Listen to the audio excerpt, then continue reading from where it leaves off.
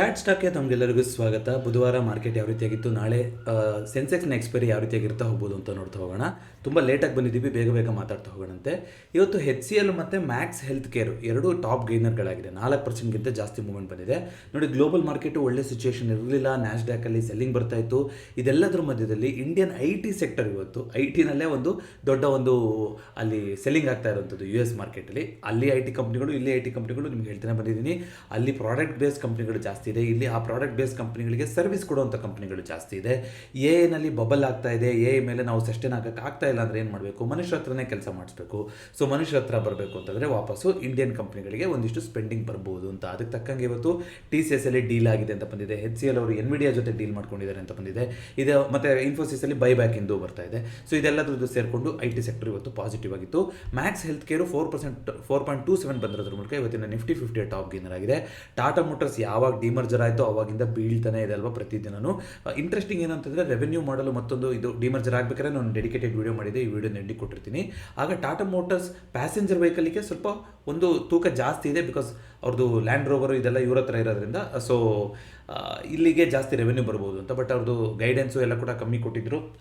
So ಇದ್ರದ್ದೆಲ್ಲ JLRದು guidelines, jaguar land ರೋವರ್ದು, ಅವ್ರದ್ದು ಜಾಗ್ವರ್ದು electric ಗಾಡಿನೂ work ಆಗಿಲ್ಲ. ಅದು ವರ್ಸ್ಟ್ ಅಡ್ವರ್ಟೈಸ್ಮೆಂಟ್ ಕ್ಯಾಂಪನ್ ಅಂತ ಹೇಳಿದ್ರು. ಇದೆಲ್ಲ ಆಗಿರೋದ್ರಿಂದ ಸ್ವಲ್ಪ ಕನ್ಸರ್ನ್ ಬಂದಿದೆ ಅಲ್ಲಿ. ಆದರೆ interestingly Tata motors commercial vehicle ಏನಿದೆ ಅದು ಈಗಲೂ ಕೂಡ ಏನು ಲಿಸ್ಟಿಂಗ್ ಆಗಿತ್ತೋ ಆ ಪ್ರೈಸ್ಗಿಂತ ಮೇಲ್ಗಡೆನೇ ನಡೀತಾ ಇದೆ. ಸೊ ನೋಡೋಣ ಯಾವ ರೀತಿಯಾಗಿ ಚೇಂಜಸ್ ಆಗ್ತಾ ಹೋಗುತ್ತೆ ಅಂತ. ನಿಫ್ಟಿ ನೆಕ್ಸ್ಟ್ 15ನಲ್ಲಿ ಅಂತ ನೋಡ್ತಾ ಬರೋದಾದರೆ ಇಲ್ಲೂ ಕೂಡ IT ಸ್ಟಾಕ್ಗಳು ಪಾಸಿಟಿವ್ ಆಗಿತ್ತು. L&T Mindtree 3.75% ಅಪ್ ಪಾಯಿಂಟ್ ಬಂದಿರೋದು ಮೂಲಕ ಇವತ್ತಿನ ನಿಫ್ಟಿ ನೆಕ್ಸ್ಟ್ 50 ಟಾಪ್ ಗೇನರ್ ಆಗಿದೆ. ಅದೇ ರೀತಿಯಾಗಿ JSW ಎನರ್ಜಿನಲ್ಲಿ 2.52% ಕರೆಕ್ಷನ್ ಬಂದಿತ್ತು, ಅದು ಇವತ್ತಿನ ಟಾಪ್ ಲೂಸರ್ ಆಗಿದೆ. ಸೊ ಓವರಾಲ್ ಇವತ್ತು ನಿಫ್ಟಿ IT ಅಂತೂ ಅದೇ ಮೇನ್ ಇವಾಗ ಮೇಲ್ಗಡೆ ತೊಗೊಂಡೋಗಿದ್ದೆ ಇವತ್ತು ನಿಫ್ಟಿ IT ಅಂತ ಹೇಳ್ತಾ ಹೋಗ್ಬೋದು. ವಿಕ್ಸು ಕೂಡ ಅದೇ ರೀತಿಯಾಗಿ ಡ್ರಾಪ್ ಆಗ್ತಾ ಹೋಯಿತು. ಸೊ ಓವರಾಲ್ ನಿಫ್ಟಿ 100 ಅಂತ ನಾವು ನೋಡ್ತಾ ಬರೋದಾದ್ರೆ ಇವತ್ತು I think Tata motors passenger vehicle ಇವತ್ತಿನ top loser overall Nifty 100. So gainer Max healthcare. So Nifty ಸ್ಟಾಕ್ಗಳೇ ಇವತ್ತು ಕೂಡ ನಿಫ್ಟಿ 100 ಕೂಡ ಡಾಮಿನೇಟ್ ಮಾಡಿದೆ. ಸೊ ನಿಫ್ಟಿ ಎಲ್ಲಿಗೆ ಬಂದಿದೆ? ಈ ಒಂದು ಪೈಪ್ಲೈನ್ ಅಂತ ಏನು ಮಾತಾಡ್ತಾ ಇದ್ವಿ, ಇಲ್ಲಿ ಹೋಗ್ತಾ ಇತ್ತಲ್ಲ, ಇಲ್ಲಿ ಕೆರೆ ದಡ ಮಾಡಿಕೊಂಡು. ಸೊ ಅದಕ್ಕೆ ಈಗ ವಾಪಸ್ ಬಂದು ಆ ಝೋನ್ನ ಅಟೆಂಡ್ ಮಾಡಿ ಅಲ್ಲಿ ಬಂದು ಎಕ್ಸಾಕ್ಟಾಗಿ ಕ್ಲೋಸಿಂಗ್ ಆಗಿದೆ. 26,000 ಮೇಲ್ಗಡೆ ತಿರ್ಗಾ ಒಂದು ಕೊಟ್ಟಿರುವಂಥ ಕ್ಲೋಸಿಂಗ್ ಇವತ್ತು. ಸೊ ಇವತ್ತು ನೆನ್ನೆ ಏನಂತ ಮಾತಾಡಿದ್ವಿ, ನೆನ್ನೆ ಒಂದು ವೀಕ್ ಕ್ಲೋಸಿಂಗ್ ಆಗಿದೆ. ಈ ಝೋನ್ನ ಯಾವ ರೀತಿಯಾಗಿ ಟೆಸ್ಟ್ ಮಾಡುತ್ತೆ ಅಂದ್ರ ಮೇಲೆ ಮಿಕ್ಕಿ ನಿರ್ಧಾರ ಆಗ್ತಾ ಹೋಗುತ್ತೆ ಅಂತ ಮಾತಾಡಿದ್ವಿ. ಇವತ್ತೇನಾಯಿತು, ಅದೇ ಝೋನಲ್ಲಿ ಓಪನ್ ಆಯಿತು. ಓಪನಿಂಗಲ್ಲಿ ಏನೂ ವ್ಯತ್ಯಾಸ ಆಗಿಲ್ಲ. ಸೊ ಓಪನಿಂಗಲ್ಲೂ ಅದೇ ಆದಾಗ ಇವತ್ತು ಕೂಡ ಸೇಮ್ ಎಕ್ಸ್ಪೆಕ್ಟೇಷನ್ ಇತ್ತು, ಅಂದರೆ 26,000ದಿಂದ 25,800 ಈ ಝೋನ್ ಏನಿದೆಯಾ ಇದೇ ಎಕ್ಸ್ಪೆಕ್ಟೇಷನ್ ಇದ್ದಿದ್ದು. ಆದರೆ ಕೊನೆ ಮೂಮೆಂಟಲ್ಲಿ ಅದನ್ನ ದಾಟಿ ಅದ್ರ ಮೇಲ್ಗಡೆ ಹೋಗಿ ಕ್ಲೋಸಿಂಗ್ ಆಗೋಕ್ಕೆ ಸಾಧ್ಯ ಆಗಿದೆ. ಇಲ್ಲಾಂದ್ರೆ ಓವರಾಲ್ ಇವತ್ತು ಕೂಡ ಮೋಸ್ಟ್ ಆಫ್ ದ ಡೇ ಇವತ್ತು ರೇಂಜ್ ಬೌಂಡೇ ಆಗಿತ್ತು. ಬಟ್ ಯಾವಾಗ ಒಂದು ಲೋನ ಮಾಡ್ತೋ ಬೆಳಗ್ಗೆ ಅದು, ಅದಾದಮೇಲೆ ಇಡೀ ದಿನ ಮಾರ್ಕೆಟು ಮೇಲ್ಗಡೆನೇ ಮೂವ್ಮೆಂಟ್ ಕೊಟ್ಟಿದೆ, which is a good sign. ಅದಕ್ಕೆ IT ಸೆಕ್ಟರ್ ಹೆಲ್ಪ್ ಮಾಡಿದೆ, ಅಕ್ರಾಸ್ ಸೆಕ್ಟರ್ ಪಾಸಿಟಿವ್ ಬಂದಿದೆ. ಜೊತೆಗೆ ನಮ್ಮ ಇಂಡಿಯಾ ವಿಕ್ಸು ಕೂಡ ಡ್ರಾಪ್ ಆಗಿದೆ. ಸೊ ನೋಡೋಣ ಯಾವ ರೀತಿಯಾಗಿ ಚೇಂಜ್ ಆಗುತ್ತೆ ಅಂತ. ಈಗ 26,000 ಹತ್ರ ಬಂದಿದ್ದೀವಲ್ಲ, ಈಗೇನು ಕತೆ ಅಂತ ನೋಡೋದಾದರೆ ನೋಡಿ, ಈಗ ಸ್ವಲ್ಪ ಹುಷಾರಾಗಿರಲೇಬೇಕು. ಯಾಕಂತಂದರೆ ಇದು ಒಂದು ರೆಸಿಸ್ಟೆನ್ಸ್ ಲೆವೆಲ್ ಅಲ್ವಾ. ಇಲ್ಲಿ ಹಿಂದೆ ನಾವು ನೋಡ್ತಾ ಬರೋದಾದರೆ ಈ ಲೆವೆಲ್ಗೆ ಬಂದಾಗೆಲ್ಲ ನಮಗೇನಾಗಿದೆ, ಒಂದು ಸೆಲ್ಲಿಂಗ್ ಬಂದಿದೆ ನೋಡಿ. ಇಲ್ಲಿ ಬಂದಾಗ ಒಂದು ಸೆಲ್ಲಿಂಗ್ ಆಗಿದೆ, ಇಲ್ಲಿ ಬಂದಾಗ ಸೆಲ್ಲಿಂಗ್ ಆಗಿದೆ, ಇಲ್ಲಿ ಬಂದಾಗ ಸೆಲ್ಲಿಂಗ್ ಆಗಿದೆ. ಈಗ ಈ ಆಲ್ಮೋಸ್ಟ್ ಒಂದು ಟಾಪ್ ಲೇಯರು, ಈ ಹಾರಿಜಾಂಟಲ್ಲೂ ಕೂಡ ಇದು ಒಂದು ರೆಸಿಸ್ಟೆನ್ಸು 26,050. ಯಾಕಂದರೆ ಮಲ್ಟಿಪಲ್ ಟೈಮ್ಸ್ 2 ಸಲ ಟೆಸ್ಟ್ ಆಗಿತ್ತಂತ ಝೋನು. ಜೊತೆಗೆ ಈ ಥರ ಟ್ರೆಂಡ್ ಲೈನಲ್ಲೂ ಕೂಡ ಅಲ್ಲಿ ಒಂದಿದೆ. ಸೊ ನಾಳೆ ಎಲ್ಲಿ ಓಪನ್ ಆಗುತ್ತೆ ಅನ್ನೋದು ವೆರಿ ಇಂಪಾರ್ಟೆಂಟ್. ಅಕಸ್ಮಾತ್ ಇದ್ರ ಮೇಲ್ಗಡೆ ಓಪನ್ ಆಯಿತು ಅಂದರೆ ಇದನ್ನೇ ನಾವು ಸ್ಟಾಪ್ ಲಾಸ್ ಆಗಿ ಇಟ್ಕೊಂಡು ಒಂದು ಟ್ರೇಡ್ನ ಕ್ಯಾಪ್ಚರ್ ಮಾಡಲಿಕ್ಕೆ ಹೋಗ್ಬೋದು. 26,200 ತನಕ ಒಂದು ಟ್ರೇಡ್ ಸಿಗ್ತಾ ಹೋಗ್ಬೋದು. ಆದರೆ ನಾಳೆನೂ ಗ್ಯಾಪ್ ಡೌನ್ ಓಪನಿಂಗ್ ಆಯಿತು, ಮತ್ತೊಂದು ಆಯಿತು ಅಂದರೆ ತಿರ್ಗಾ ಇದು ಏನು ಓಕೆ, ಇಲ್ಲಿ ರೆಸಿಸ್ಟೆನ್ಸ್ ಈಗಲೂ ಕೂಡ ಇಂಟ್ಯಾಕ್ಟ್ ಆಗಿದೆ ಅಂತ ಅದನ್ನೇ ಸ್ಟಾಪ್ ಲಾಸ್ ಇಟ್ಕೊಂಡು ಒಂದು ಶಾರ್ಟ್ ಟ್ರೇಡಿಂಗ್ ಕೂಡ ಆಪರ್ಚುನಿಟಿ ಮಾಡ್ಬೋದು. ನೋಡಿ, ಪೇಂಟ್ ಬೆಳೀತಾ ಇದ್ದಾರೆ, ಗ್ರೀನು ರೆಡ್ಡು ಗ್ರೀನು ಅಂದರೆ ಅರ್ಥ ಏನು, ಇಲ್ಲಿ ಇದೊಂದು ಬಸ್ ಸ್ಟ್ಯಾಂಡ್ ಝೋನು. ಇಲ್ಲಿ ಒಂದು ಫ್ರಿಕ್ಷನ್ ಅಂತೂ ಇರೋದು ಖಂಡಿತ ಪುಟ್ಟಿ. ಇವಾಗ ಇಲ್ಲಿ ಕನ್ಫ್ಯೂಷನ್ ಇದೆ ಜನಕ್ಕೆ, ಮೇಲ್ಗಡೆ ತೊಗೊಳ್ಬೇಕಾ ಏನು ಅಂತ. ಬಟ್ ನಮ್ಮ ಮಾರ್ಕೆಟ್ ಆ್ಯಕ್ಚುಲಿ ಹೇಳಬೇಕು ಅಂತಂದರೆ ಗ್ಲೋಬಲ್ ಮಾರ್ಕೆಟ್ ಇಷ್ಟೆಲ್ಲ ಸ್ವಲ್ಪ ನೆಗೆಟಿವಿಟಿ ಬರ್ತಾ ಇದ್ದಾಗಲೂ ಕೂಡ ಒಳ್ಳೆ ಪಾಸಿಟಿವ್ ಆಗಿ ಇವತ್ತು ರಿಯಾಕ್ಟ್ ಮಾಡಿದೆ. ಸೊ ಇನ್ನು ಬ್ರೇಕ್ ಆಗಿ ಮೇಲ್ಗಡೆ ಹೋಯಿತು ಅಂದರೆ ನಮ್ದು ಇರೋದು ಇನ್ನೊಂದೇ ಆಲ್ ಟೈಮ್ ಹೈಗೆ 26,250 ಅಲ್ವಾ. 26,250 ಆಲ್ ಟೈಮ್ ಹೈಸ್ ಲೆವೆಲ್ಲು ನಿಫ್ಟಿನಲ್ಲಿ. ನಾಳೆ ಮೇಕ್ ಆರ್ ಬ್ರೇಕ್ ಸಿಚುವೇಷನು ನೋಡೋಣ. ನಾಳೆ 26,050 ಉಳಿಸ್ಕೊಳಂತ ಅಥವಾ ನಾಳೆನೂ ಕೂಡ ಕೆಳಗಡೆ ಬರ್ತಾ ಹೋಗುತ್ತಾ ಅಂತ. ಅದಕ್ಕೆ ತಕ್ಕಂಗೆ ಬ್ಯಾಂಕ್ ನಿಫ್ಟಿ ಕೂಡ ಇವತ್ತು 59,000 ಮೇಲ್ಗಡೆನೇ ಕ್ಲೋಸಿಂಗ್ ಕೊಟ್ಟಿದೆ, ಪಾಸಿಟಿವ್ ಆಗಿ ಕ್ಲೋಸಿಂಗ್ ಕೊಟ್ಟಿದೆ. ಸೊ ಇಲ್ಲಿ ಒಂದು ಪಾಸ್ ಆಗಿ ಮೇಲ್ಗಡೆ ಹೋಗಿದೆ. ಸೊ ಬ್ಯಾಂಕ್ ನಿಫ್ಟಿ ಮೊದಲಿಂದನೂ ಸ್ಟ್ರಾಂಗ್ ಇದೆ ಬಿಡಿ. ಬಟ್ ನಾಳೆ ಬ್ಯಾಂಕ್ ನಿಫ್ಟಿನೂ ಕೂಡ ಸಪೋರ್ಟ್ ಕೊಡ್ತು ಅಂತಂದರೆ ನಾಳೆ ಓಪನಿಂಗಲ್ಲೇ ಸುಮಾರು ವಿಚಾರಗಳು ನಮಗೆ ಸ್ವಲ್ಪ ಕ್ಲಾರಿಟಿ ಸಿಗ್ತಾ ಹೋಗುತ್ತೆ. ಸೊ ಒಂದು ಇದಕ್ಕಿಂತ ಮೇಲ್ಗಡೆ ಓಪನಿಂಗ್ ಆಗುತ್ತಾ ಅಥವಾ ನಾಳೆ ಗ್ಯಾಪ್ ಡೌನ್ ಓಪನಿಂಗ್ ಆಗುತ್ತಾ ಏನು ಕತೆ ಅನ್ನೋದನ್ನ, ಇದಕ್ಕಿಂತ ಮೇಲ್ಗಡೆ ಓಪನಿಂಗ್ ಹೋಯಿತು ಅಂತಂದರೆ 26,200-250 ತನಕ ಜಾಗ ಇದೆ. ಅದು ಆಲ್ ಟೈಮ್ ಹೈಸ್ ಲೆವೆಲ್ಲು. ಜೊತೆಗೆ ಏನು ಯಾವಾಗ 2024 ಟೆಸ್ಟ್ ಮಾಡಿರೋದು, ಅದಾದಮೇಲೆ ಆಲ್ಮೋಸ್ಟ್ 1 ವರ್ಷ ಆದಮೇಲೆ ಬಂದು ಟೆಸ್ಟ್ ಮಾಡ್ತಾ ಇದ್ದೀವಿ. ಹಾಗಾಗಿ ಇಮಿಡಿಯೇಟಾಗಿ ಹೋಗುತ್ತೆ ಅಂತಲ್ಲ, ಅಲ್ಲಿ ಕೂಡ ರೆಸಿಸ್ಟೆನ್ಸ್ ಫ್ಯಾಕ್ಟರ್ ಇದ್ದೇ ಇರುತ್ತೆ ಈಗ.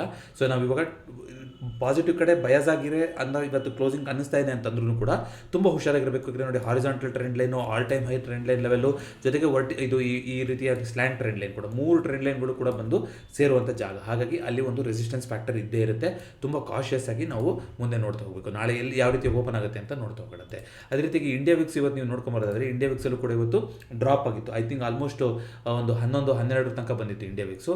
ಸೊ ಮಾತಾಡ್ತಾ ಹೋಗೋಣಂತೆ ಅದನ್ನ. ಸೊ ಇಂಡಿಯಾ ವಿಕ್ಸಲ್ಲಿ ನೋಡೋದಾದರೆ ಆಲ್ಮೋಸ್ಟ್ 10.8 ತನಕ ಬಂದಿದ್ದು, ಆಮೇಲೆ ಮತ್ತೆ ಅದೇ ಥರ ರೈಸ್ ಆಗಿದೆ. ಮತ್ತೆ ಅಂದರೆ ಎಲ್ಲೂ ಕೂಡ ನೋಡಿ ಇವತ್ತು ಏನಾದರೂ ಈ ಥರ ಕೆಳಗಡೆ ಬಂದು ಕ್ಲೋಸಿಂಗ್ ಆಗಿತ್ತು ಅಂತಂದರೆ ವಿಕ್ಸು ರೆಡ್ಡಲ್ಲಿ, ಓಕೆ ಮಾರ್ಕೆಟ್ ಪಾಸಿಟಿವ್ ಆಗಿ ಹೋಗೋಕ್ಕೆ ಒಳ್ಳೆ ರೀತಿಯಾದಂಥ ಚಾನ್ಸಸ್ ಇದೆ ಅಂತ. ಬಟ್ ವಾಲಟಿಲಿಟಿ ಅನ್ನೋದು ಕಮ್ಮಿ ಆಗ್ತಾ ಇಲ್ಲ. ಅಂದರೆ ಇದೇನು ತುಂಬ ಜಾಸ್ತಿ ಇದೆ ಅಂತಲ್ಲ 12 ಲೆವೆಲ್, ಆದರೆ ಒಂದು ಕ್ಲಿಯರ್ ಕಟ್ ಮೂಮೆಂಟ್ ಅಂದರೆ ಒಂದು ಸೆಟಲ್ ಆಗೋಕ್ಕಾಗ್ತಾ ಇಲ್ಲ. ನೋಡಿ ದಿನ ವಾಲಟಿಲಿಟಿ ಡ್ರಾಪ್ ಆಗುತ್ತೆ, ಆದರೆ ದಿನ ಕ್ಲೋಸ್ ಆಗೋಷ್ಟೊತ್ತಿಗೆ ಮತ್ತೆ ಎಲ್ಲೂ ಓಪನ್ ಆಗಿತ್ತು ಅದೇ ರೇಂಜಿಗೆ ಬಂದು ಕ್ಲೋಸಿಂಗ್ ಆಗ್ತಿದೆ. ಸೊ ಕ್ಲಿಯರ್ ಆಗಿ ಒಂದು ಇಂಡಿಕೇಶನ್ ಇಲ್ಲ. ಅಕಸ್ಮಾತ್ 10-11ಕ್ಕಿಂತ ಫುಲ್ ಕೆಳಗಡೆ ಇಳಿದ್ಬಿಟ್ಟು ಬಂತು ಅಂತಂದರೆ ಆಗ ಮಾರ್ಕೆಟ್ಗೆ ಮೇಲ್ಗಡೆ ಹೋಗೋಕ್ಕೆ ಇನ್ನೂ ಕೂಡ ಅವಕಾಶಗಳಿರುತ್ತೆ. ಹಾಗಾಗಿ ಅರ್ಜೆಂಟ್ ಮಾಡ್ಕೊಳೋದು ಬೇಡ. ಸೊ ಸೆನ್ಸೆಕ್ಸಿನ ಎಕ್ಸ್ಪೈರಿ ನಾಳೆ 85,000 ಮೇಲ್ಗಡೆ ಕ್ಲೋಸಿಂಗ್ ಆಗಿದೆ. ಓಯ್ ನೋಡ್ಕೊಂಡು ಬಂದ್ಬೋಣ ಏನಾಗಿದೆ ಅಂತ. ನೋಡಿ ಸೆನ್ಸೆಕ್ಸಿಗೆ ಹೋಗೋದಾದರೆ ಇವಾಗ ಸೆನ್ಸೆಕ್ಸ್ನಲ್ಲಿ ನಾಳೆ 85,000ಕ್ಕೆ ಸಪೋರ್ಟ್ ಬಿಲ್ಡಪ್ ಆಗಿದೆ. ರೆಸಿಸ್ಟೆನ್ಸ್ ಅನ್ನೋದು ಎಲ್ಲೂ ಹತ್ತಿರದಲ್ಲಂತೂ ಕಾಣಿಸ್ತಾ ಇಲ್ಲ. ಸೊ ರೆಸಿಸ್ಟೆನ್ಸ್ 85,500 ತನಕ ಯಾವುದೂ ಅಂಥ ಒಂದು ದೊಡ್ಡ ರೆಸಿಸ್ಟೆನ್ಸ್ ಇಲ್ಲ. 85,200 ಸಣ್ಣ ಮಟ್ಟಿನ ರೆಸಿಸ್ಟೆನ್ಸ್ ಇದೆ. ಅಫ್ಕೋರ್ಸ್ 85,000 ಮೇಲ್ಗಡೆ ಇಲ್ಲೆಲ್ಲ ಕೂಡ ರೆಸಿಸ್ಟೆನ್ಸೇ ಡಾಮಿನೇಟ್ ಆಗಿದೆ. ಆದರೆ 85,000ದಲ್ಲಿ ಒಳ್ಳೆ ಸಪೋರ್ಟ್ ಕೂಡ ಬಿಲ್ಡಪ್ ಆಗಿದೆ. ಸೊ ನಾಳೆಗೆ ಅದು ಒಂದು ಇಂಪಾರ್ಟೆಂಟ್ ಫ್ಯಾಕ್ಟರ್ ಆಗುತ್ತೆ. ಯಾಕಂದರೆ ಇಲ್ಲಿ ಈ ರೇಂಜನ್ನು ನೋಡಿ ಕರೆಕ್ಟಾಗಿ ಇಲ್ಲಿ ನೋಡೋದಾದರೆ ಈ ರೇಂಜನ್ನು ಅಟೆಂಡ್ ಮಾಡಿ ಟೆಸ್ಟ್ ಮಾಡಿ ಹೋಗಿರುವಂಥದ್ದು. ಹಾಗಾಗಿ 85,000ದಲ್ಲಿ ಖಂಡಿತವಾಗ್ಲೂ ನಾಳೆ ಸಪೋರ್ಟ್ ಇದೆ ಮಾರ್ಕೆಟಿಗೆ. ಆದರೆ ನಾಳೆ ತುಂಬ ಒಂದು 85,500 ದಾಟಿ ಮೇಲ್ಗಡೆ ಹೋಗುವಂಥ ಮೂಮೆಂಟ್ ಬರುತ್ತಾ ಸೆನ್ಸೆಕ್ಸಲ್ಲಿ, ಅಥವಾ 85,000ದಿಂದ 85,500 ಒಂದು 500 ಪಾಯಿಂಟಿನ ಸಣ್ಣ ರೇಂಜಿನ ದಿನ ಆಗುತ್ತಾ ಅನ್ನೋದನ್ನು ನೋಡಬೇಕು. ಬಿಕಾಸ್ ಸೆನ್ಸೆಕ್ಸ್ ಇವಾಗ ಆಲ್ ಟೈಮ್ ಹೈಗೆ ಬಂದುಬಿಟ್ಟಿದೆ. ನಿಫ್ಟಿ ಆದ್ರೂ ಕೂಡ ಇಲ್ಲ, ನಿಫ್ಟಿ ಥರನೇ ಇದನ್ನು ಕೂಡ ಸೇಮು.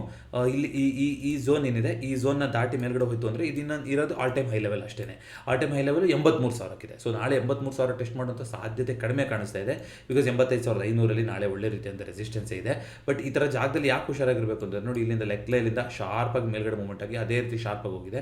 ಸೊ ಒಂದು ಪ್ಯಾಟರ್ನ್ ಮಾಡುವಂಥ ಚಾನ್ಸಸ್ಗಳು ಇರುತ್ತೆ. ನಾಳೆ ಶಾರ್ಪ್ ಸೆಲ್ಲಿಂಗ್ ಬರುತ್ತೆ ಅನ್ನೋ ಥರ ಎಲ್ಲೂ ಕೂಡ ಸಿಚುವೇಶನ್ ಕಾಣಿಸ್ತಾ ಇಲ್ಲ. ಬಿಕಾಸ್ ಓಯ್ ಎಲ್ಲ ಕೂಡ ಸ್ಟ್ರಾಂಗ್ ಆಗಿದೆ. ಆದರೆ ಎಕ್ಸ್ಪೈರಿ ದಿನ ಏನು ಬೇಕಾದರೂ ಆಗುವಂಥ ಸಾಧ್ಯತೆ ಇರುತ್ತೆ. ಯಾಕೆ ಇದನ್ನೆಲ್ಲ ಹೇಳ್ತಾ ಇದ್ದೀನಿ ಅಂತಂದರೆ ನೋಡಿ, ಫೆಡ್ಡು ಎಷ್ಟು ಪರ್ಸೆಂಟೇಜ್ ಅದು ಒಂದು ಪ್ರತಿಯೊಂದು ಅವ್ರದ್ದು ಅನ್ಎಂಪ್ಲಾಯ್ಮೆಂಟ್ ಡೇಟಾ ಬರುತ್ತೆ. ಇವತ್ತು ಕೂಡ ಒಂದು ಥರ್ಸ್ಡೇ ಒಂದು ಡೇಟಾ ಬರೋದಿದೆ. ಸೊ ಇದು ಏನು ಅನ್ಎಂಪ್ಲಾಯ್ಮೆಂಟ್ ಅನ್ನೋದು ಇವಾಗ 2 ತಿಂಗಳಲ್ಲೇ ಹೈಯೆಸ್ಟ್ ಲೆವೆಲ್ ಹೋಗಿದೆ ಅಂತಲೂ ಬಂದಿತ್ತು. ಜೊತೆಗೆ ಪ್ರಾಬಬಿಲಿಟಿ ಅಂತ ಮಾಡ್ತಾರೆ, ಫೆಡ್ ಮಿನಿಟ್ಸ್ ಅಂತ ಇದೆ. ಇವತ್ತು ಗುರುವಾರ, ನಾಳೆ ಇದೆ ಅದು. ಸೊ ಏನು ಗೊತ್ತಾಗ್ತಾ ಹೋಗುತ್ತೆ ಅಂತಂದರೆ ಈ ಡೇಟಾದೆಲ್ಲದ ಪ್ರಕಾರ ಫೆಡ್ಡು ಎಷ್ಟು ಪರ್ಸೆಂಟೇಜ್ ಜನ ಅದರಲ್ಲಿ ಇದನ್ನ ಕಮ್ಮಿ ಮಾಡಬೇಕು ಅನ್ನೋದ್ರ ಪರವಾಗಿದ್ದಾರೆ ವರ್ಸಸ್ ಎಷ್ಟು ಜನ ಜಾಸ್ತಿ ಇದ್ದಾರೆ ಅಂತ. ಸೊ ಈಗ ಲಾಸ್ಟ್ ತಿಂಗಳ ತನಕ ಅದು ಪ್ರಾಬಬಿಲಿಟಿ ಇಂಟ್ರೆಸ್ಟ್ ರೇಟ್ನ ಕಮ್ಮಿ ಮಾಡ್ತಾರೆ ಅನ್ನೋದು 70% ಇತ್ತು. ಬಟ್ ಕಾಮೆಂಟ್ರಿ ಬಂದಾಗಲೇ ಎಲ್ಲರಿಗೂ ಯಾಕೋ ಮಾಡೋ ಥರ ಕಾಣಿಸ್ತಾ ಇಲ್ಲ ಅಂತ. ಆದರೂ ಕೂಡ ಓವರಾಲ್ ವ್ಯೂ 70% ಕಮ್ಮಿ ಮಾಡ್ತಾರೆ ಅಂತಿತ್ತು. ಈಗ ಅದು 50%ಗೆ ಇಳಿದಿದೆ. ಅಂದರೆ 50-50 ಇದೆ. ಅಂದರೆ ಈ ವರ್ಷ ಇನ್ನೂ ಕಮ್ಮಿ ಮಾಡಲ್ಲ ಅಂತ. ಯಾಕೆಂದರೆ ಅಮೆರಿಕದಲ್ಲಿ ನಿಮ್ಗೆ ಗೊತ್ತಿದೆ, ಹಣದುಬ್ಬರ ಇನ್ಫ್ಲೇಷನ್ ಏನೇನು ಕರಿತೀವಿ ಅದು 2% ಅಥವಾ ಅದಕ್ಕಿಂತ ಒಳಗಡೆ ಇರಬೇಕು ಅಂತ ನೋಡ್ತಾರೆ. ಇಂಡಿಯಾದಲ್ಲಿ 4% ಇದ್ರೂ ಪರವಾಗಿಲ್ಲ ಅಂತೀವಿ. ಬಟ್ ಅವಾಗ ಈಗೇನಾಗಿದೆ, ಇನ್ಫ್ಲೇಷನ್ ಜಾಸ್ತಿ ಆಗಿದೆ. ಅಮೆರಿಕದಲ್ಲಿ 3%ಗೆ ಹೋಗಿದೆ.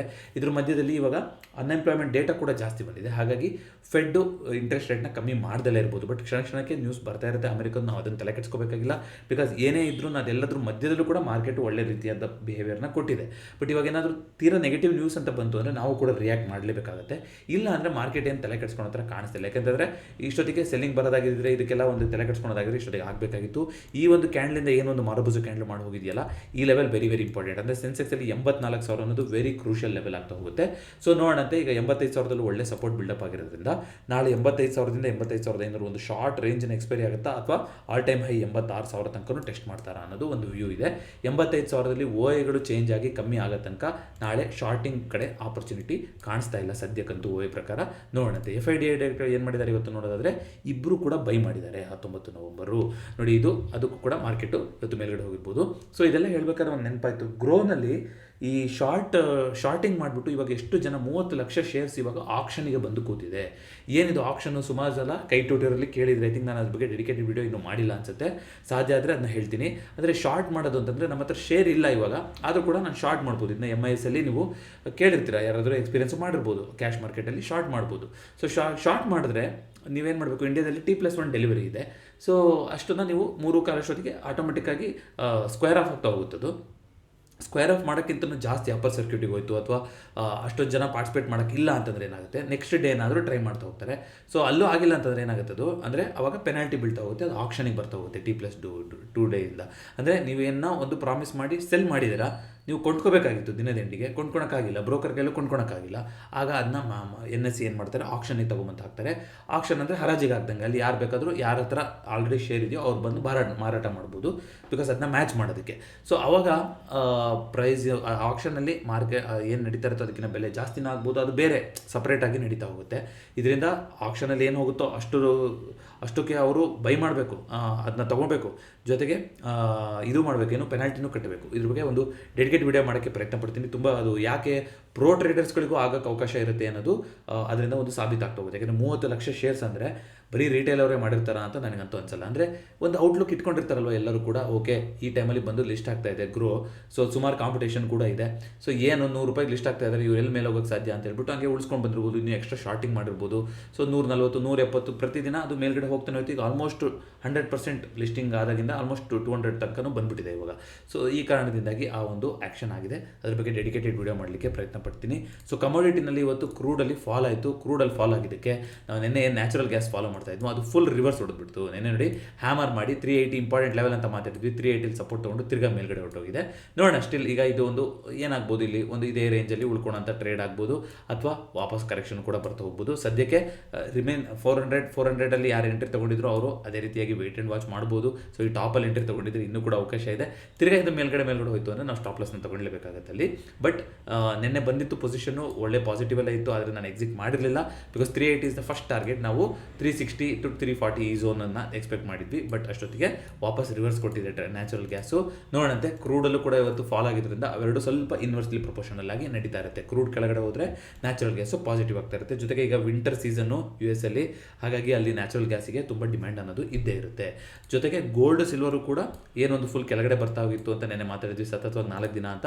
ನೋಡಿ ನಾವು ಮಾತಾಡೋ ಟೈಮಿಗೂ ಮಾರ್ಕೆಟ್ ಕ್ಲೋಸ್ ಆಗೋಕ್ಕೆ ಟೈಮಿಗೂ ತುಂಬ ಇಂಪಾರ್ಟೆಂಟ್ ಡಿಫರೆನ್ಸ್ ಇರುತ್ತೆ. ಹಾಗಾಗಿ ನೋಡಿ ಆ ಟೈಮಲ್ಲಿ ಏನಾಗಿದೆ, ಅಲ್ಲಿ ಆ ಒಂದು ಲೆವೆಲಲ್ಲಿ ಸಪೋರ್ಟ್ ತೊಗೊಂಡು ಮೇಲೆ ಯಾಕೆ ಕ್ಲೋಸಿಂಗ್ ಡೇಟಾ ಇಂಪಾರ್ಟೆಂಟ್ ಆಗುತ್ತೆ ಅನ್ನೋದೇನೆ. ಏಕೆಂದರೆ ನಾವು ಮುಂಚೆನೇ ನೋಡಿದ್ರೆ ಇದು ಫುಲ್ ರೆಡ್ ಆಗಿ ಇಲ್ಲಿ ತನಕ ಬಂದಿತ್ತು, ಬಟ್ ಕ್ಲೋಸಿಂಗ್ ಬೇಸಿಸಲ್ಲಿ ಏನಾಗಿದೆ, ಕ್ಲೋಸಿಂಗಲ್ಲಿ ಗ್ರೀನಲ್ಲೇ ಕ್ಲೋಸಿಂಗ್ ಆಗಿದೆ. ಈ ಟ್ರೆಂಡ್ ಲೈನ್ನ ರೆಸ್ಪೆಕ್ಟ್ ಮಾಡಿ ಕ್ಲೋಸಿಂಗ್ ಆಗಿದೆ.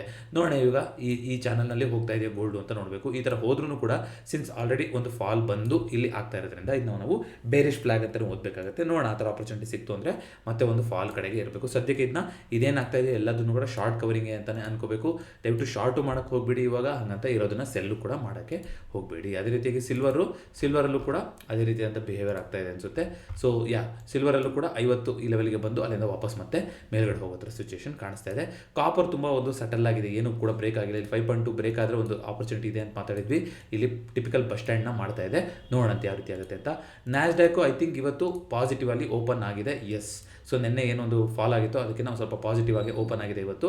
ನೋಡೋಣ ದಿನದ ಕ್ಲೋಸಿಂಗ್ ಯಾವ ರೀತಿ ಮಾಡುತ್ತೆ, ಈ ಲೆವೆಲ್ನ ಬಿಡುತ್ತಾ ಅಂತ. ಯಾಕಂದರೆ ಈ ಲೆವೆಲ್ ನೋಡಿ ಇಲ್ಲೊಂದು ದೊಡ್ಡ ಬಸ್ ಸ್ಟ್ಯಾಂಡ್ ಅಂತ ನೀವು ಅನ್ಕೊಂತೀವಿ, ಹಿಂದೆ 24,400 ನಿನ್ನೆ ಅಟೆಂಡ್ ಮಾಡಿದಂಥ ಲೆವೆಲ್. ಸೊ ಇಲ್ಲಿ ಇವತ್ತು ಸಪೋರ್ಟ್ ತೊಗೊಂಡು ರೆಸ್ಪೆಕ್ಟ್ ಮಾಡಿದೆ. ಬಟ್ ಇದನ್ನ ಬಿಟ್ಟು ಬರ್ತಿದೆ ಅಂತಂದರೆ ನೆಕ್ಸ್ಟ್ ಇಂಪಾರ್ಟೆಂಟ್ ಆಗ್ತಾ ಹೋಗುತ್ತೆ. 100 ಮೂವಿಂಗ್ ಆವರೇಜ್, 200 ಮೂವಿಂಗ್ ಆವರೇಜ್ ಈ ಕಡೆಗೆ ಎಂಟ್ರಿ ಆಗ್ತಾ ಹೋಗ್ಬಿಡುತ್ತೆ ಈ ಝೋನಿಗೆ ಬರೋಕ್ಕೆ. ನೋಡೋಣ ಯಾವ ರೀತಿ ಆಗ್ತಾ ಹೋಗುತ್ತೆ ಅಂತ. ಜೊತೆಗೆ ಒಂದಿಷ್ಟು ಸ್ಪೆಸಿಫಿಕ್ IT ಡೀಲ್ಗಳಾಗಿದೆ ಅಂತ ಹೇಳಿದ್ನಲ್ಲ, ಅದನ್ನ ಒಂದಿಷ್ಟು ಹೇಳ್ಬಿಡ್ತೀನಿ ಯಾವ್ಯಾವುದಾಗಿದೆ ಅಂತ. ಸೊ ಮೊದಲನೇದಾಗಿ ಇನ್ಫೋಸಿಸ್ಸು ನವೆಂಬರ್ 20ನೇ ತಾರೀಕು ಬೈಬ್ಯಾಕ್ನ ಮಾಡ್ತಾ ಇದ್ದಾರೆ. ಹಾಗಾಗಿ ಇವತ್ತು 3% ಮೇಲ್ಗಡೆ ಹೋಗಿತ್ತು. ನವೆಂಬರ್ 20ರಿಂದ ನವೆಂಬರ್ 26 ತನಕ ಇರುತ್ತೆ. ಜೊತೆಗೆ ರೈಟ್ ಸೆಷನಲ್ಲಿ ಯಾವ ರೀತಿಯಾಗಿ ಪಾರ್ಟಿಸಿಪೇಟ್ ಮಾಡೋದು ಅಂತ ನೀವು ಒಬ್ಬರು ಕಮೆಂಟ್ ಮಾಡಿ ಕೇಳಿದ್ರಿ. ಸಾಧ್ಯವಾದರೆ ಅದನ್ನ ಕೈಟಲ್ಲಿ ತೋರಿಸುವಂಥ ಪ್ರಯತ್ನ ಪಡ್ತೀನಿ. ಕೈ ಟ್ಯೂಟೋರಿಯಲಲ್ಲಿ ನೀವು ಯಾರಾದರೂ ಜೆರೋದಾ ಯೂಸ್ ಮಾಡ್ತಾ ಇದ್ದೀರಾ ಅಂದರೆ ನಿಮಗೆ ಅಲ್ಲಿ ಕಾರ್ಪೊರೇಟ್ ಆಕ್ಷನ್ಸ್ ಅಂತ ಸೆಕ್ಷನ್ ಇರುತ್ತೆ ಸರ್, ಅಲ್ಲಿ ನೀವು ರೈಟ್ ಸೆಷನಲ್ಲಿ ಪಾರ್ಟಿಸಿಪೇಟ್ ಮಾಡ್ತಾ ಹೋಗ್ಬೋದು. ಅದೇ ರೀತಿ HCL ಟೆಕ್ಕು NVIDIA ಜೊತೆ ಅವರು ಟೈಅಪ್ ಮಾಡ್ಕೊತಾ ಇದ್ದಾರೆ. ಸೊ ಹಾಗಾಗಿ ಇವತ್ತು ಮೇಲ್ಗಡೆ ಹೋಗಿತ್ತು. TCS ಅಲ್ಲೂ ಕೂಡ ಒಂದು ಹೊಸ ಡೀಲ್ ಆಗಿದೆ. ನ್ಯಾಷನಲ್ ಹೆಲ್ತ್ ಸರ್ವಿಸಸ್ ಅವ್ರದ್ದು health care system UK based company. So 3147 ಹತ್ತತ್ರ ನಡೀತಾ ಇದೆ ಇವಾಗ TCS ಸ್ಟಾಕ್ ಬೆಲೆ. ಜೊತೆಗೆ ವಾರಿ ಎನರ್ಜೀಸ್ ಆಫೀಸ್ ಮೇಲೆ IT ಡಿಪಾರ್ಟ್ಮೆಂಟಿನ ರೈಡ್ ಆಗಿದೆ, 6% ಬಿದ್ದಿದೆ. ನೋಡಿ, ಏನಾದ್ರು ಈ ಥರದ್ದೆಲ್ಲ ನ್ಯೂಸ್ ಬಂದಾಗ ಖಂಡಿತವಾಗ್ಲೂ ಅದಕ್ಕೆ ನೆಗೆಟಿವ್ ರಿಯಾಕ್ಷನ್ ಬಂದೇ ಬರುತ್ತೆ. ಸೊ 6% ಬಿದ್ದು ಹೋಗಿದೆ ಅದು. ಅದೇ ರೀತಿಗೆ ಸೀಕ್ವೆಂಟ್ ಸೈಂಟಿಫಿಕ್ ಒಂದು ಸ್ವಲ್ಪ ನೀಶೆ ಕಂಪ್ನಿ. ಸೊ ನಿಮ್ಗೆ ಅದರಲ್ಲಿ 4% ಇಂಟ್ರಾಡೇ ಗೇನ್ ಬಂದಿದೆ. ಅವ್ರದ್ದು ಒಂದು ಮರ್ಜರ್ನ ಅನೌನ್ಸ್ ಮಾಡಿದ್ದಾರೆ ವಿಯಾಶ್ ಲೈಫ್ ಸೈನ್ಸಸ್ ಜೊತೆಗೆ ಅಂತ. ಈ ಕಾರಣದಿಂದಾಗಿ ಅದು ಅಪ್ ಮೂವ್ಮೆಂಟ್ ಬಂದಿದೆ. ಜೊತೆಗೆ ಬೈಬ್ಯಾಕ್ ಅನ್ನೋದು ಎಕ್ಸ್ಟ್ರಾ ಕ್ಯಾಶ್ ಇದ್ದಾಗ ಶೇರ್ ಹೋಲ್ಡರ್ಸಿಗೆ ಕೊಡಬೇಕು ಅನ್ನೋದಕ್ಕೋಸ್ಕರ ಮಾಡ್ತಾರೆ. ಇದನ್ನ ಕಾರ್ಪೊರೇಟ್ ಆ್ಯಕ್ಷನಲ್ಲಿ ನಾನು ಎಕ್ಸ್ಪ್ಲೇನ್ ಮಾಡಿದ್ದೆ. ಬೈಬ್ಯಾಕಿಂದು ಯಾಕೆ ಪ್ರಮೋಟರ್ಗಳು ಪಾರ್ಟಿಸಿಪೇಟ್ ಮಾಡ್ತಾ ಇಲ್ಲ ಅಂತಲೂ ಕೂಡ ಇನ್ಫೋಸಿಸ್ದು ಡೆಡಿಕೇಟೆಡ್ ವೀಡಿಯೋ ಬಂದಿತ್ತು. ಅದನ್ನ ಬೇಕಾದ್ರೆ ಈ ವಿಡಿಯೋದ ಎಂಡಿಗೆ ಕೊಟ್ಟಿರ್ತೀನಿ, ನೀವು ಚೆಕ್ಔಟ್ ಮಾಡ್ತಾ ಹೋಗ್ಬೋದು. ಸೊ ಸದ್ಯಕ್ಕೆ ಇಂಡಿಯನ್ ಮಾರ್ಕೆಟು ಪಾಸಿಟಿವ್ ಆಗಿ ಕ್ಲೋಸಿಂಗ್ ಆಗಿದೆ. US ಮಾರ್ಕೆಟು ಕೂಡ ಪಾಸಿಟಿವ್ ಅಲ್ಲಿ ನಡೀತಾ ಇದೆ. ಗೋಲ್ಡ್ ಸಿಲ್ವರು ಕೂಡ ಪಾಸಿಟಿವ್ ಆಗಿ ಬಂದಿದೆ. ಬಟ್ ನಾಳೆ ಸ್ವಲ್ಪ ಹುಷಾರಾಗಿ ಇರಬೇಕು. ಯಾಕೆ ಅಂತಂದರೆ ನಾನು because of all the reasons ನಾವು ನಿಫ್ಟಿನಲ್ಲಿ ಮಾತಾಡ್ಕೊಂಡಿದ್ದು. ಬಟ್ ನಾಳೆ ನಿಫ್ಟಿ ಎಕ್ಸ್ಪೈರಿ ಇಲ್ಲ, ಸೆನ್ಸೆಕ್ಸ್ನಲ್ಲಿ ಎಕ್ಸ್ಪೈರಿ. ಸೆನ್ಸೆಕ್ಸು ಕೂಡ ಒಂದು ಹೆಜ್ಜೆ ಹಿಂದೆ ಇದೆ ಅಷ್ಟೇ ಆಲ್ ಟೈಮ್ ಹೈಗೆ. ಇನ್ನು 1,000 ಪಾಯಿಂಟ್ ಬಂತು ಅಂದರೆ ಅದು ಕೂಡ ಆಲ್ ಟೈಮ್ ಹೈಗೆ ಹೊರಟೋಗ್ತಾ ಹೋಗುತ್ತೆ. ನೋಡೋಣ ನಾಳೆ ಆಲ್ ಟೈಮ್ ಹೈ ಮಾಡೋಕ್ಕಾಗತ್ತಾ ಸೆನ್ಸೆಕ್ಸಲ್ಲಿ, ಅಥವಾ 86,500 ರೆಸಿಸ್ಟೆನ್ಸ್ನ ತಗೊಳುತ್ತಾ ಅಂತ. ದಯವಿಟ್ಟು ನಾಳೆ ಪೊಸಿಷನ್ನ ಒಂದಿನ ನೀವು ವೇಟ್ ಆ್ಯಂಡ್ ವಾಚ್ ಮಾಡಿದ್ರೂ ಪರವಾಗಿಲ್ಲ. ಯಾಕೆಂದರೆ ಆಲ್ ಟೈಮ್ ಹೈ ಲೆವೆಲ್ಗಳಲ್ಲಿ ಮಾರ್ಕೆಟು ವೊಲಟೈಲ್ ಆಗಿರುವಂಥ ಸಾಧ್ಯತೆ ಇರುತ್ತೆ. ಹಾಗಾಗಿ ಇಂಡಿಯಾ ವಿಕ್ಸು ಕೂಡ ಇವತ್ತು ಅಲ್ಲಿಗೆ ಬಂದು ನಿಂತಿದೆ. ಆದರೆ ನಾಳೆ ಮಾರ್ಕೆಟ್ ವೊಲಟೈಲ್ ಆಗು ಕೂಡ ಇರ್ತಾ ಹೋಗ್ಬೋದು. ದಯವಿಟ್ಟು ಹುಷಾರಾಗಿ ನೋಡಿಕೊಂಡು ಟ್ರೇಡ್ ಮಾಡಿ ಅಂತ ಹೇಳ್ತೀನಿ. ಜೊತೆಗೆ 2025 ನಮ್ಮ ಚಾನಲ್ ಮಿಷನ್ ಎಮರ್ಜೆನ್ಸಿ ಫಂಡ್ನ ಬಿಲ್ಡ್ ಮಾಡೋದು. ಇನ್ನು ಯಾರಾದರೂ ಎಮರ್ಜೆನ್ಸಿ ಫಂಡ್ ಮಾಡಿಲ್ಲ ಅಂತಂದರೆ ದಯವಿಟ್ಟು ಅದರ ಬಗ್ಗೆ ಗಮನ ಕೊಡಿ. ಟರ್ಮ್ ಇನ್ಶೂರೆನ್ಸ್ ಇನ್ನೂ ಯಾರಾದರೂ ಓಪನ್ ಮಾಡಿಲ್ಲ ಅಂದರೆ ಪ್ರತಿ ವಿಡಿಯೋದ ಪಿನ್ ಕಾಮೆಂಟಲ್ಲಿ ಟರ್ಮ್ ಇನ್ಶೂರೆನ್ಸ್ ಫಾರ್ಮ್ನ ಕೊಟ್ಟಿರ್ತೀನಿ. ಅದನ್ನ ಫಿಲಪ್ ಮಾಡಿದ್ರೆ ಬಜಾಜ್ ಸಿಬ್ಬಂದಿ ನಿಮ್ಮನ್ನ ಕಾಂಟ್ಯಾಕ್ಟ್ ಮಾಡ್ತಾರೆ. ಮತ್ತೊಂದು ವಿಡಿಯೋದೊಂದಿಗೆ ಭೇಟಿಯಾಗೋಣ. ಎಲ್ರಿಗೂ ನಮಸ್ಕಾರ.